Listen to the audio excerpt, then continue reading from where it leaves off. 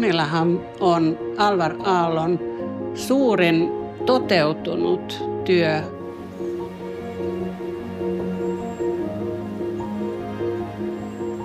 Tehdas, joka tuossa Sunilassa on, niin sehän oli se oikeastaan se perusta, minkä takia tämä Sunila perustettiin ja minkä takia tätä ruvettiin sitten rakentamaan.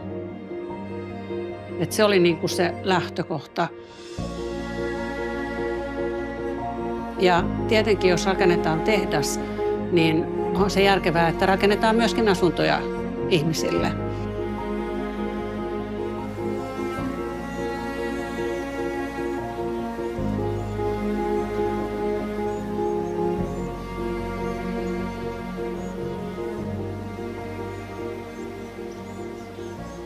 Sunila on aktiivinen metsälähiö, aivan mieletön kokonaisuus Alvar Aallolta.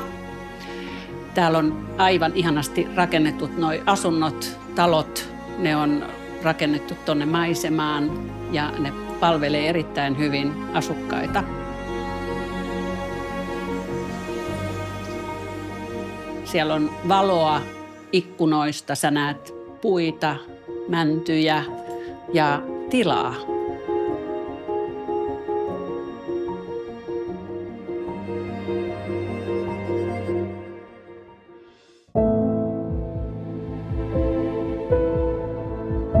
Tämähän oli silloin aikanaan semmoinen lähiö, mikä huolehti näistä asukkaistaan ja työntekijöistä. Ja täällä oli urheiluseuroja, täällä on lääkäripalvelut, täällä on ollut kouluja ja täällä on ollut ihmisillä myöskin vihannespalstat pihalla. Ja tämä on ollut hyvin semmoinen elävä yhteisö.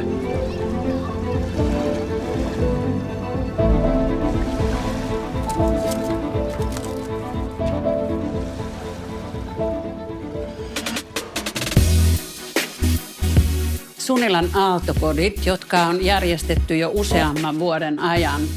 Ja tämä on aivan mieletön tapahtuma.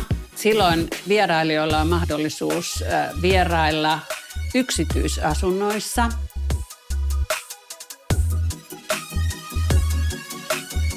Ja täällä on paljon semmoisia ihmisiä, jotka on kunnostaneet asuntoja, remontoineet asunnot sellaisiksi kuin ne on ollut aikanaan. On linoleumlattia, on alkuperäiset kaapit, on Artekin huonekaluja, on muitakin hienoja huonekaluja. Siellä on modernia, siellä on 60-luvulta ja niin poispäin. Ja todella niin kuin originellisesti sisustettuja asuntoja ja niihin on mahdollisuus päästä vierailemaan.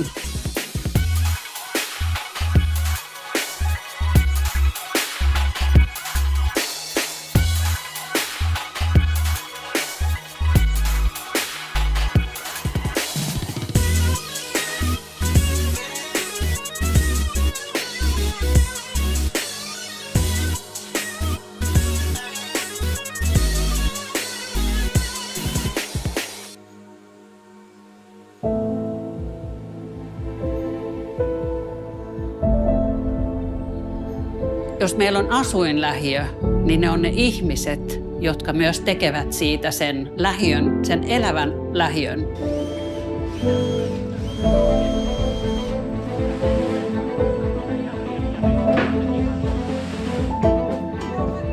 Ja tähän me pystytään vaikuttamaan myöskin tämän meidän yhdistyksemme kanssa.